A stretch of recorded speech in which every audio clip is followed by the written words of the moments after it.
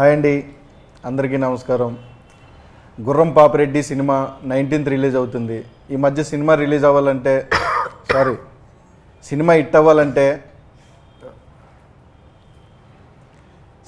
అవ్వాలంటే ట్రెండ్ అవ్వాలంటే మీమ్స్ రావాలి. ఆ మీమ్స్ రావాలంటే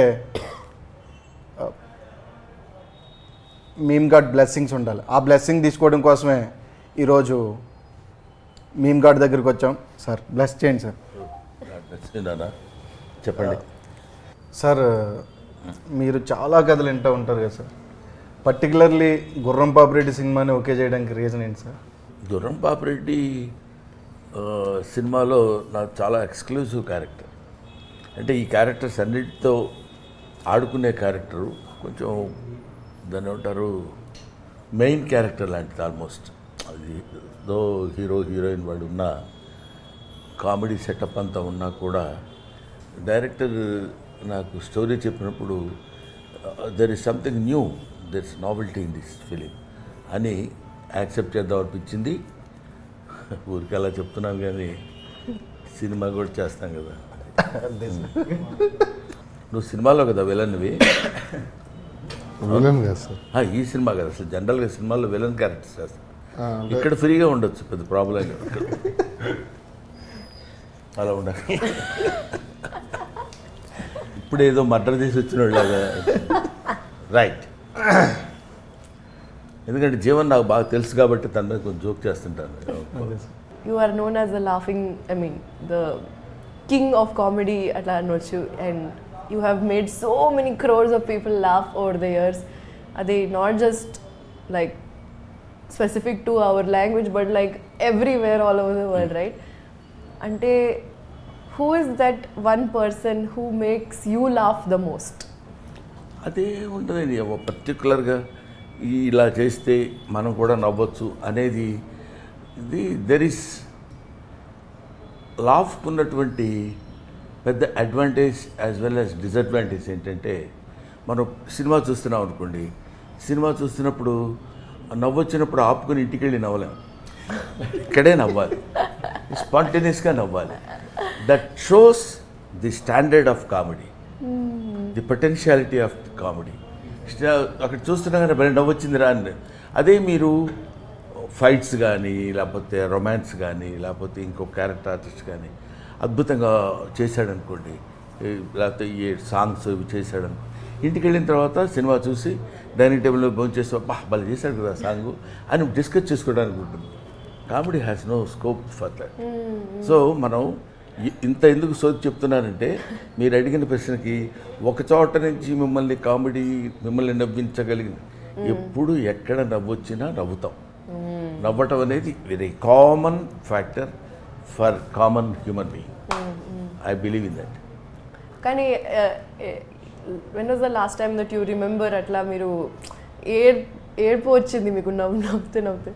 లేదు, అంత దారుణంగా ఎప్పుడైనా పాత టైంలో అన్న ప్రమాణం పూర్తిగా లేదు. నువ్వు మళ్ళీ పాత టైంలో కూడా నన్ను గుర్తు తెచ్చుకోమని 40-50 సంవత్సరాల క్రితం కూడా నవ్వలేదా సార్ అని కాదు.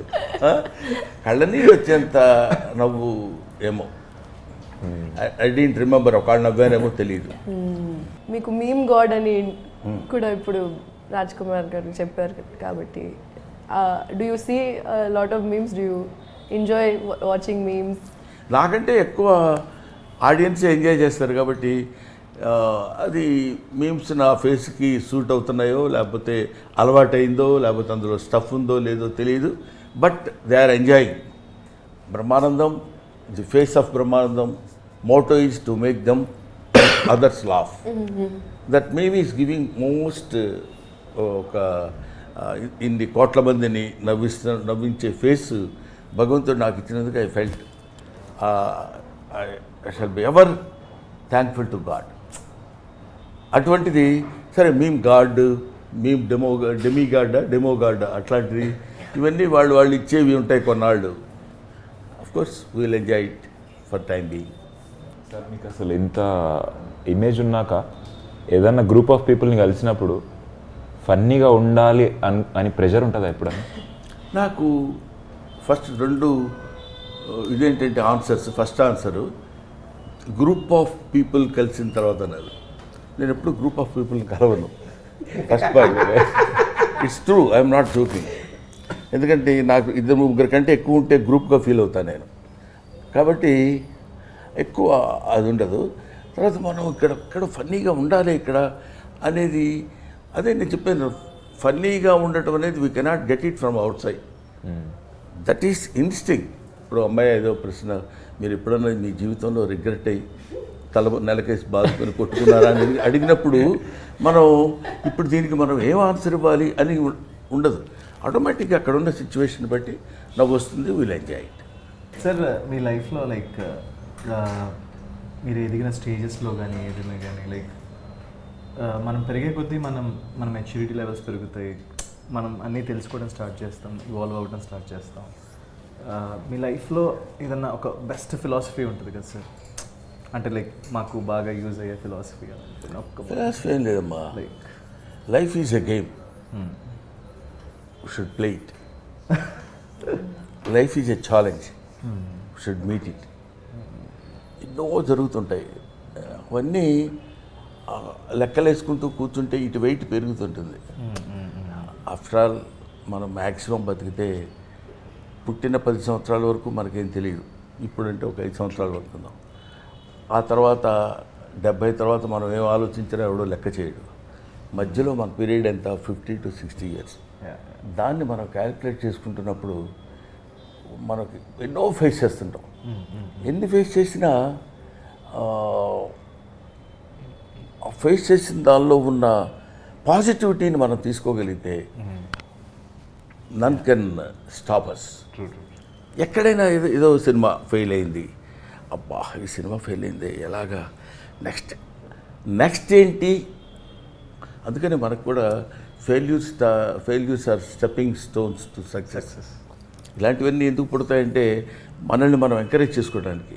మన వెనకాల ఎవరు లేరండి, మనకి దీన్ని ఏదో అంటారే ఇండస్ట్రీలో బ్యాకింగ్ ఎవరు లేరు, ప్లాట్ఫామ్ లేదు, ఇట్లాంటి పదాలు కొన్ని ఉంటాయి. ఏం అక్కర్లా, God has given you one platform. You should realize it, you should play in that platform. That's all. You keep on doing. ఇప్పుడు నేనున్నాను, నాకెవరున్నారు వెనక? నాకు నేనే ఉన్నాను వెనక. ఎవరికైనా ధైర్యం వెనకాల ఉందంటే 10 మంది మనుషులు ఉన్నారు, వాళ్ళందరూ నాకు తెలుసు, మినిస్టర్ తెలుసు, లేకపోతే ఇంకొక చీఫ్ మినిస్టర్, ప్రైమ్ మినిస్టర్ తెలుసు. అది కాదు ధైర్యం. నాకు నేనే ఉన్నాను అనుకోవడమే ధైర్యం. If you keep on doing that, ఇంకా నీకు ఇంకొకటి పాయింట్ ఏంటంటే, ఇప్పుడు మీరు అడిగిన దాన్ని బట్టి నీకు నువ్వులా ఉండాలనుకున్నప్పుడు నీకు ఏ ఇబ్బంది ఉండదు. నువ్వు ఇంకొకళ్ళ ఉండాలనుకున్నప్పుడు ఇబ్బంది స్టార్ట్ అయ్యింది. నాకు ప్రమోషన్స్లో అదే ప్రాబ్లం అవుతుంది. లైక్ మనం ఇప్పుడు ప్రమోషన్స్ నాకు నాలా ఉండాలంటే నేను చాలా తక్కువ మాట్లాడుతాను సార్. బేసిక్ చాలు, ఎక్కువ మాట్లాడమని వాళ్ళు అన్నంత మాత్రాన వాళ్ళ కోసం నువ్వు మాట్లాడితే వాళ్ళ కోసం మాట్లాడుతున్నట్టు ఫేస్లో కూడా తెలిసిపోతుంది. ఎగ్జాక్ట్లీ. వద్దు, అటువంటిప్పుడు వద్దండి, మాట్లాడుకోండి, మాట్లాడకుండా ఉండండి. ఎవరి కోసమో మనం చేయడం అంటే, ఇప్పుడు కామెడీ చేయాలన్నా యాక్టింగ్ చేయాలన్నా ఎవరి కోసం ఎందుకు చేస్తాం? మనలో ఉన్న పెర్ఫార్మెన్స్, మనలో ఉన్న టాలెంట్ అది నువ్వు ఎగ్జిబిట్ చేయాలి అంతే. చేయడానికి ఏమైనా అనుకుంటారేమో, ఆ ఇన్హిబిషన్స్ ఉన్నప్పుడు మనం we cannot do anything. True sir. నాకు అదే ఒక ఫియర్ ఉంటుంది సార్, వీడు హీరో. అది ఫియర్ కాదమ్మా. అంటే ఎవరైనా ఏమైనా అనుకుంటారా అది ఆ ఫియర్ నిజంగా నీకు ఉంటే మాత్రం దాన్ని వదిలేయి. That is better. True. Fear అసలు మనం when you are doing a right thing in a right manner, you need not feel fear or shy or something like that. If it is right, నువ్వు నీ పని నువ్వు సిన్సియర్గా చేయగలుగుతున్నప్పుడు ఇంకా దాని గురించి నీకు సెకండ్ థాట్ ఏముంటుంది, ఏమైనా అనుకుంటారేమో అని. Let them. అనుకునేవాళ్ళు ఎలాగ అనుకుంటారు. నా గురించి ఇలా చెడుగా రాశాడండి వాడు అంటాడు. చెడుగా రాయటం ఏంటి? వాడు రాశాడు, ఆ చెడుని నువ్వు నమ్ముతున్నావు అనుకో. నా గురించి చెడుగా ఎవరో రాస్తే నువ్వు నమ్ముతున్నావంటే నువ్వు నాకు అక్కర్లా. నమ్మకుండా ఉండేవాళ్ళు ఎవరన్నా ఉంటే వాళ్ళు నీకు కావాలి. వాళ్ళు చెడుగా ఫీల్ అయితే ఫీల్ అవ్వాలి నువ్వు. ఆ డివిజన్ నువ్వు చేసుకోగలిగితే దగ్గరికి రాదు బాధ, ఆలోచన, టెన్షన్, షై, ఏమి లేవు. లోపల ఇవన్నీ పెట్టుకుని మనం తిరుగుతున్నప్పుడు కొంచెం అనీజీగా ఉంటుంది. సార్ మీకు లైఫ్లో మీకు ఈ టాలెంట్ ఉంది వేరే వాళ్ళు నవ్వించగలిగేది అని రియలైజ్ అయిన moment or age? Sincerely I'm telling you Vamsi, swear on my profession, నాకు తెలియదు నేను నవ్విస్తానన్న విషయం కూడా నాకు తెలియదు. మైండ్ ఈజ్ ఏ టిపికల్ కాదు, దాన్ని ఏమనాలి, ఒక రేర్ బర్త్ నాది. నా గురించి నేను ఈ ఏజ్లో నేను తెలుసుకుంది. నవ్వించడం కోసం ట్రై చేయటం కానీ ప్రయత్నం చేయటం కానీ, ఓహో నేను బాగా నవ్విస్తానని ఆ రియలైజేషన్ రావడానికి నాకు తెలియదు. బేసిక్గా తెలియదు. చిన్నప్పుడు స్కూల్లో చదువుకుంటాం, ఏదో బ్రహ్మానందం ఉంటే బాగుంటుందా, నవ్వు వస్తుంది అంటారు వాళ్ళు. ఓహోహో అనుకొని మనం నవ్వుకోవడం, మనం మాట్లాడితే వాళ్ళు నవ్వటం. ఆ తర్వాత ఒక ఏజ్ వచ్చిన తర్వాత డిగ్రీ, పోస్ట్ గ్రాడ్యుయేషన్ చదివేటప్పుడు ఓహో మనం జోక్ చేస్తే వీళ్ళు నవ్వుతారనమాట, అంటే మనం మాట్లాడేదాన్ని ఈ జోక్ ఉందన్నమాట అనే రియలైజేషన్ రావడం. ఆ తర్వాత కామన్, ఆ తర్వాత ఏదో అదే క్యారీ అవుట్ అవుతూ. మా mother was a very good, అంటే దాని ఏమంటారు, చాలా ఫన్ మోటివేషన్ ఉన్న. తన మదర్ జీన్స్ వచ్చినాయేమో నాకు అనిపిస్తుంది. ఆవిడ చాలా మాట్లాడేటప్పుడు కానీ ఎవరన్నా చాలా వెటకారం చేస్తూ మాట్లాడుతుంది. అది ఎక్కడన్నా వచ్చిందేమో. నవ్వు రావడం అంటే ఎవరినో ఎగదాడి చేయడమే నవ్వు రావడం, లేకపోతే ఏడ్చేవలేరా నీ ఫేస్ నువ్వు అన్నాడు అనుకో, కొంచెం హర్టింగ్గా అవతల వాడుకున్నా వీళ్ళందరూ నవ్వుతారు. బేసిక్గా నవ్వు ఎంత గొప్పదో అంత ఇబ్బందికరమైన విషయం. మాస్టర్ వస్తారు క్లాస్లో పాఠం చెప్పడానికి. ఆయన వస్తూ కుర్చీలో కూర్చోడానికి కుర్చీ వెనకాల ఉందని కూర్చోబోదు, గబుక్కున ఎక్కడో కూర్చొని కింద పడ్డాడు అనుకోండి. Students are not suppose to laugh కదా, అందరూ నవ్వుతాం ముందు. ఇమ్మీడియట్ రియాక్షన్ ఏంటంటే నవ్వు, ఇన్స్టెంట్ రియాక్షన్ నవ్వు. అది ఎక్కడి నుంచి వస్తుందంటే ఆయన కింద పడితే మనం నవ్వటం ఏంటి, ఆయనే కాదు ఎవరైనా ఎవడన్నా బాధపడితే మనం నవ్వటం, ఆనందించడం, ఎంటర్టైన్ అవ్వటం. అదే కదా ఇప్పుడు వస్తున్న మీమ్స్ కానీ, లేకపోతే మన గురించి ఎవడో ఏదో సోషల్ మీడియాలో అలా రాశారండి ఇలా రాశారండి, రాసుకొనివ్వండి, లెట్ దెమ్. దాని గురించి మీరు ఎందుకు ఫీల్ అవుతున్నారు, why do you take it to heart అనేది నా point. Of course I may be wrong, there is చాలా డిఫరెంట్ పీపుల్ ఉంటే ఉండొచ్చు. అందుకని నవ్వు మనం ఇదిగో మనం ఇది చెయ్యగలం మనం ఇది చేయలేము అనేదని కాకుండా ఇట్స్ ఎ న్యాచురల్ ఫ్లో. అది నలుగురు రికగ్నైజ్ చేశారన్న తర్వాత అక్కడి నుంచి మనం జాగ్రత్తగా ఉండాలి. ఓహో మనం నవ్విస్తే నవ్వుతున్నారు కాబట్టి విచ్చలవిడితనం కుదరదు, limits. That's your responsibility to put a full stop or come up that.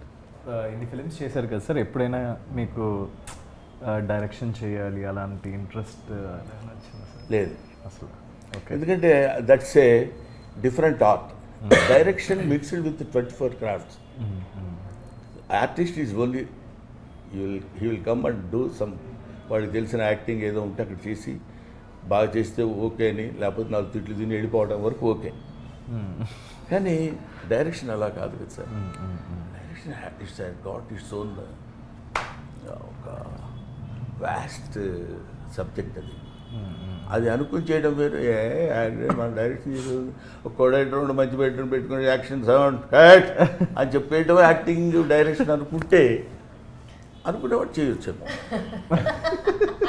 మన కథ విన్నప్పుడు ఎలా అనిపించింది సార్ మీకు? పేరు గమ్మత్తుగా ఉంది, గుర్రం పాపిరెడ్డి అని. అంటే కొత్తగా ఉంది, ఇదేదో కొంచెం వినటానికి ఏదో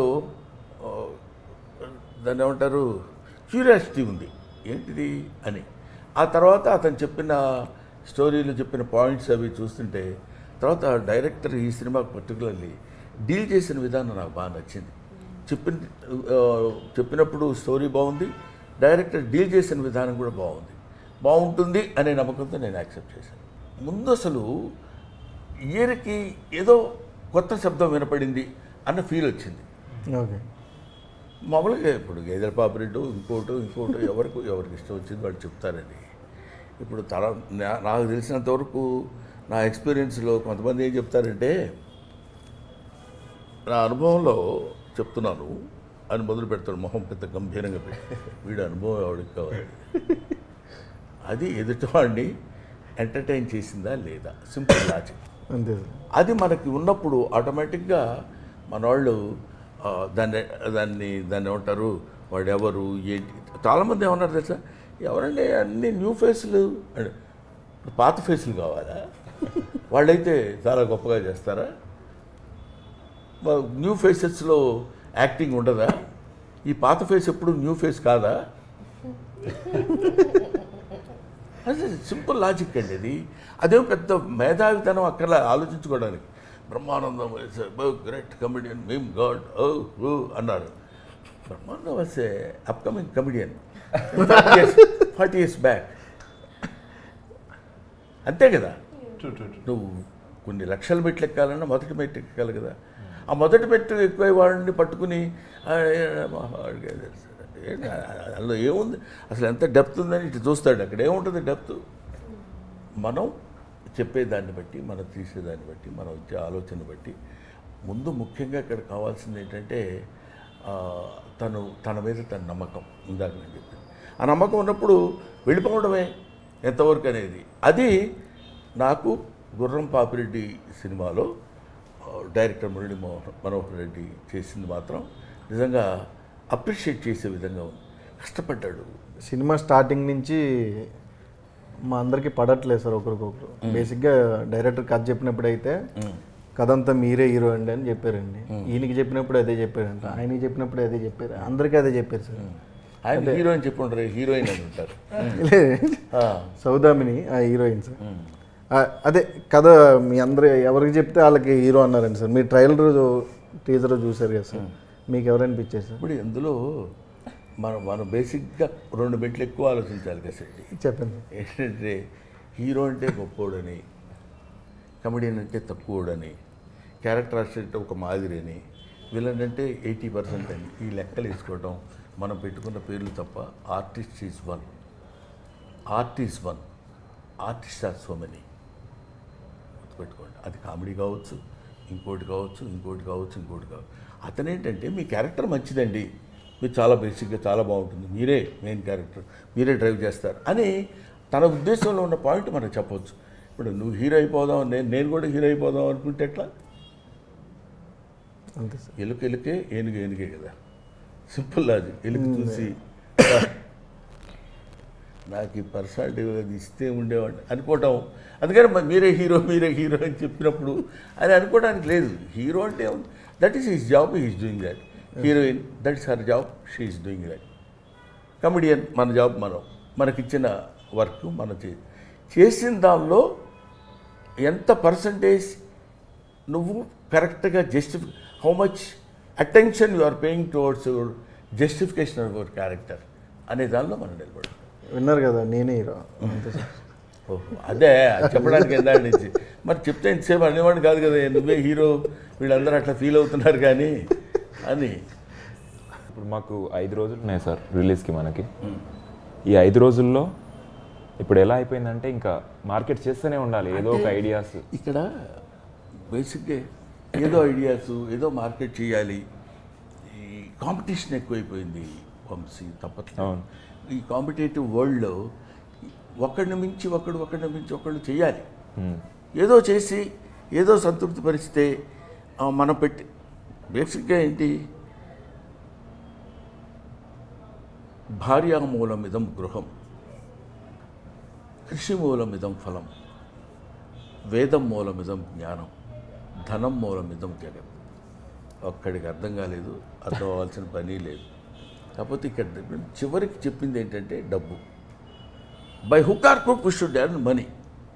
వాడు ఇట్లాంటి మీటింగ్స్ లేకపోతే ఇలాంటివి పెట్టి దీని ద్వారా బ్రహ్మానందం ఏదో కొన్ని సమాధానాలు చెప్పాడు రా, ఏదో గుర్రం పాపిరెడ్డి దానికి ఆడేదో ఇంటర్వ్యూ ఇచ్చాడు, చాలా బాగుందన్నాడు అని ఇది జనంలో కొంతమందికి వెళ్తే, ఈ మీమ్ గార్డు వీడి ఫేస్ చూసి కొంతమంది విని అసలు ముందు సినిమా ఎలా ఉంటుంది అనుకునే దానికంటే గుర్రం పాపిరెడ్డి అనే సినిమా ఒకటి రిలీజ్ అవుతుంది అని తెలియపరచడం కోసం తెలిస్తే ఎక్కువ మంది చూస్తారు.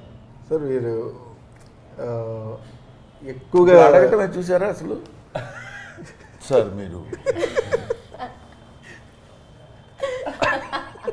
ఏంటి అసలు చచ్చిపోయిన 11వ రోజు మనం మాట్లాడుతున్న ఫీలింగ్ ఎందుకు?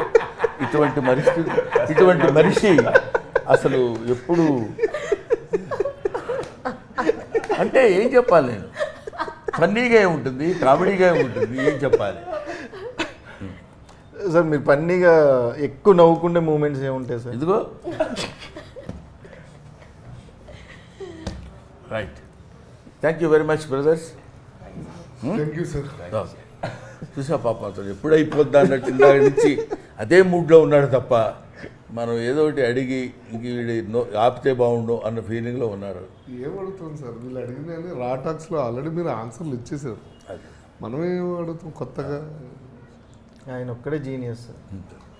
అడగకపోవడం genius. No action is acting అని. రైట్ అమ్మా, థ్యాంక్ యూ. Thanks, sir.